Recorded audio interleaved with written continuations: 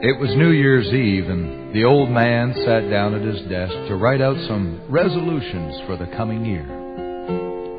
He reached into a drawer and took out an old, faded notebook. It was dog-eared and worn and was almost as old as the old man himself. For each year, as long as he could remember, he had spent a few moments on New Year's Eve writing down the things that he was determined to do or not to do in the coming 12 months. But before he began to write, he turned the pages back to where his early childhood days once more appeared to him. The words were now blurred with age, and he smiled as he saw the notes that he had scribbled so many years before. He had resolved back then to study his music lessons, to mow the grass without grumbling, to whitewash the back fence for free, and to stop fighting with his sister Annie, even if it was mostly her fault. Well, it seems so long ago now, and yet in some strange way it seemed like only yesterday that he had promised himself, after a lot of soul-searching and a stomachache or two, to stop borrowing apples from off the neighbor's apple tree. And of course, every year he had resolved to clean out the woodshed, stay out of the rain barrel, and most important and the toughest of all, to do his homework before he took off for the baseball park.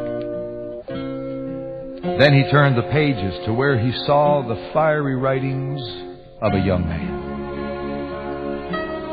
Now here was an entirely different creature, no longer content to change only personal habits.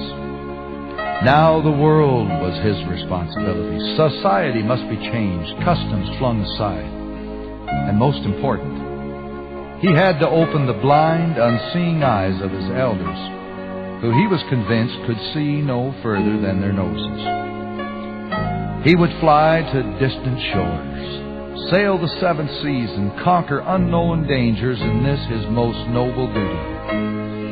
Behind all of this, of course, there was a girl to be impressed. She was a very special girl, so special in fact that to approach her on any level about any matter was entirely out of the question. And so she had gone her way in life, little knowing the heroism that she had inspired in this dreamer of dreams. But the dreamer also went his way. And on the pages that reflected his middle years, he saw that his resolutions had taken still another turn. Now it was time to pay off the mortgage by April, to finish up the Smith & Johnson account, to try and make that old car last just another 12 months. And in the coming summer, to take that trip to France that he had promised the wife a year or so before. Then there was an entry or two about fixing the roof and rejoining the local service club. Another notes about changing insurance companies and juniors' college graduation ceremonies. Then there were the weddings, the christenings, and the duties of being a grandfather.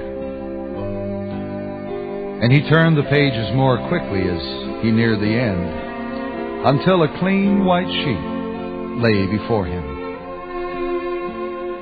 And now, on this New Year's Eve, after surveying all that had gone before, only one thing stood out as being important to him. And yet, as is so often the case, the most simple thing had been set aside and had been taken for granted in all his chasing after dreams. And so, with feebled hand, he picked up the pen, and on the clean sheet of paper, he wrote these words.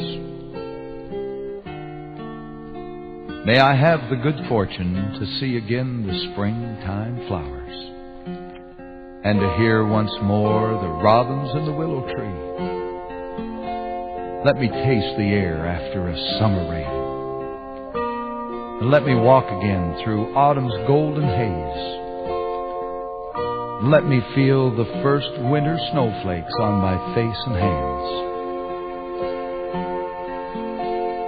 and be the good Lord willing, let me live to see yet another Happy New Year.